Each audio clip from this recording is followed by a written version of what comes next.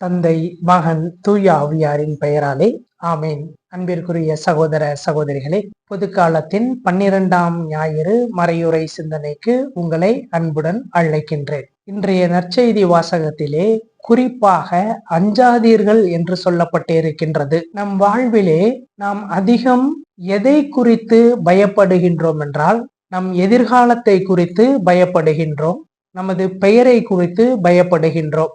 நம் வாழ்வில் எத்தனையோ வலியை தருகின்ற, வேதனையை தருகின்ற நிகழ்வுகள் நடந்து கொண்டுதான் இருக்கின்றன.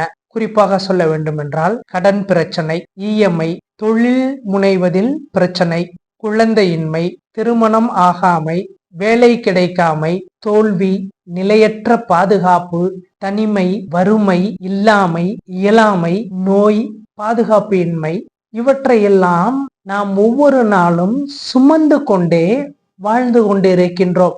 இவைகளெல்லாம் நாம் சுமந்து கொண்டிருக்கின்ற சுமை என்பதனை கூட நாம் அறியாமல் இருக்கின்றோம். இந்த வருத்தங்களை எல்லாம் தாண்டி நமக்கு மிகவும் துயரூட்டுவதாக எது இருக்கின்றது என்றால், நம் உறவுகளும் நண்பர்களும் நம்மளுடைய வீழ்ச்சியை எதிர்பார்ப்பது. இன்றைய முதல் வாசகம் அழகாக சொல்லுகின்றது. எரேமியா புத்தகம், எனது நண்பர்கள் வாருங்கள் அவன் மீது பழி சுமத்துவோம் என்கிறார்கள்.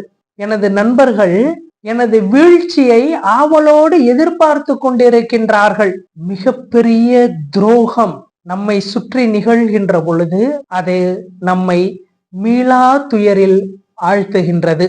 எந்த அளவிற்கு என்றால், எத்தனை ஆண்டுகள் கடந்தாலும் கூட நாம் பட்ட அந்த துயரமானது நம் மனதில் ஏதோ ஒரு மூலையில் அமர்ந்து கொண்டு நம்மை மீண்டும் வருத்தி கொண்டேதான் இருக்கின்றது. நாம் இறக்கி வைக்க முடியாத ஒரு சுமையாக அது நம்மிலே மாறி விடுகின்றது. அப்படிப்பட்ட வேளையில் நம் வாழ்வு எப்படி இன்பமாகவோ மகிழ்வாகவோ இருந்து விட முடியும்? ஏனென்றால் துயரங்களையும் துரோகத்தையும் மட்டுமே நாம் அனுபவித்து இருக்கின்றோம் என்று பார்க்கின்ற பொழுது, ஒரு வகையிலே நாம் எல்லோருமே மனநோயாளியாகத்தான் இருக்கின்றோம். இது ஏதோ குடும்பத்தில் இருக்கின்றவர்களுக்கு மட்டுமல்ல, மாறாக துறவரத்தில் இருக்கின்றவர்களுக்கும் இது பொருந்தும்.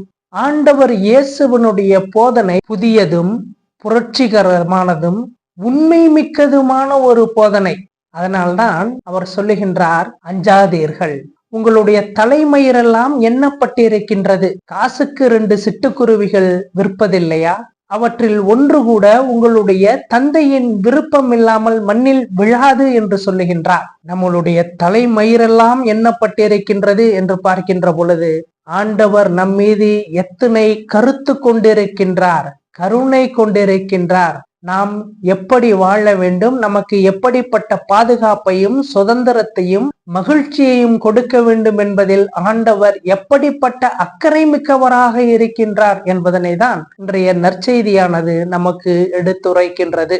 சாதாரணமாக ஒரு குழந்தையை பெற்று எடுப்பவர்கள் அந்த குழந்தையினுடைய நகர்வுகள், அசைவுகள் அனைத்தையும் கண்காணிப்பார்கள். அதிலே மகிழ்ச்சியும் கொள்ளுவார்கள். அந்த குழந்தையை பாதுகாப்பதில் மிகுந்த சிரத்தை எடுத்துக்கொண்டு அக்கறையை வெளிப்படுத்துவார்கள். அப்படிப்பட்ட அக்கறையை தான் ஆண்டவர் நம்மீது கொண்டிருக்கின்றார் என்பதனை இன்றைய வழிபாடு நமக்கு எடுத்துரைக்கின்றது.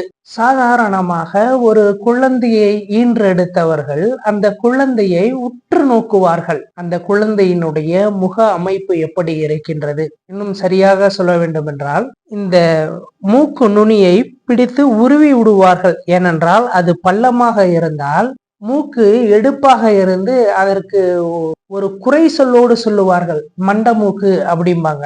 ஏன்னா அது பெருசா இருக்கு அப்படிங்கிறதுனால அதெல்லாம் சின்ன வயசுல உருவி விடுவாங்க. மூக்கு அழகாக நீளமாக இருக்க வேண்டும் என்று.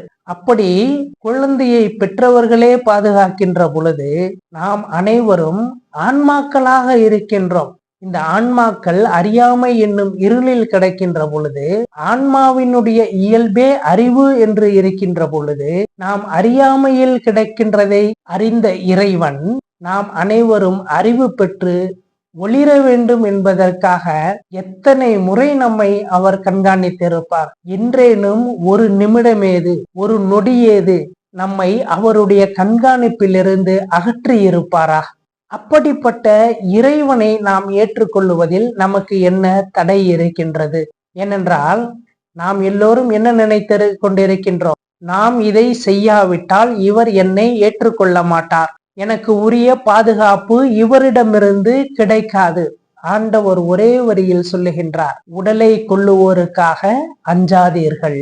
ஏனென்றால் ஆன்மாவை அவர்களால் அழிக்க முடியாது. தத்துவத்திலே எடுத்துக்கொண்டோம் என்றால், உடலை ஒருவர் கொல்லுவதன் மூலம், ஒரு உயிரை அழிப்பதன் மூலம் மீண்டும் அந்த உயிர் மறுபிறவி எடுக்கின்றது. ஏனென்றால் அந்த ஆன்மா பக்குவம் பெற வேண்டும். ஆக ஆன்மாவிற்கு அழிவு என்பது இல்லை. மனிதர்கள் உடலை மட்டுமே கொல்ல முடியும். ஆனால் ஆன்மா என்பது அழிவில்லாதது. அது இறைவனை சேரும் வரை, அந்த பக்குவத்தை அடையும் வரை அதை எவராலும் ஒன்றும் செய்துவிட முடியாது. இதில் மற்றவர்கள் நமக்கு தீங்கிழைத்து விடுவார்களோ என்று எண்ணி நாம் அவர்களை சாந்தப்படுத்துவதோ அல்லது அவர்களுக்கு பிடித்த மாதிரி நம்மை மாற்றிக்கொள்வதோ அப்படியெல்லாம் நாம் இருந்தோம் என்றால், இந்த உலகம், அதாவது அந்த மற்றவர்கள் நம்மை நல்லவர்கள் என்று சொல்லுவார்கள். நாம் எல்லோருக்கும் நண்பர்களாக இருந்துவிட முடியாது. We cannot please everybody. ஆனால் நம்மளுடைய உண்மை நோக்கம் என்ன என்றால், நாம் யார் என்பதை அறிந்து, நாம் எங்கிருந்து வந்தோம் என்பதனை அறிந்து, அந்த இறைவனை நாம் சென்றடைய வேண்டும், நாம் புறப்பட்ட இடத்தை அடைய வேண்டும் என்பதில்தான் நம்மளுடைய கவனமானது இருக்க வேண்டும். நமக்கு இந்த உலகில் கொடுக்கப்பட்ட உறவுகளும் நண்பர்களும் துரோகிகளாக மாறிவிட்டார்கள் என்று நாம் பலமுறை வருந்துகின்றோம். ஆனால் நமக்குள்ளே இருக்கின்ற துரோகிகளை நாம் ஒரு நாளும் அடையாளம் கண்டு கொண்டது இல்லை. கள்ள புலனைந்தும் வஞ்சனை செய்யும் ஐம்புலனும் போர்ப்படையென வந்து நிற்கும் ஐம்புலனும் மீளா துயரில் என்னை ஆழ்த்து விடுகின்றது என்பதனை நாம் ஒரு நாளும் அறிந்திருக்க மாட்டோம். இந்த புலனைந்தும் நமக்கு ஏதோ நன்மை செய்வது போல நம்முடனே இருக்கின்றது.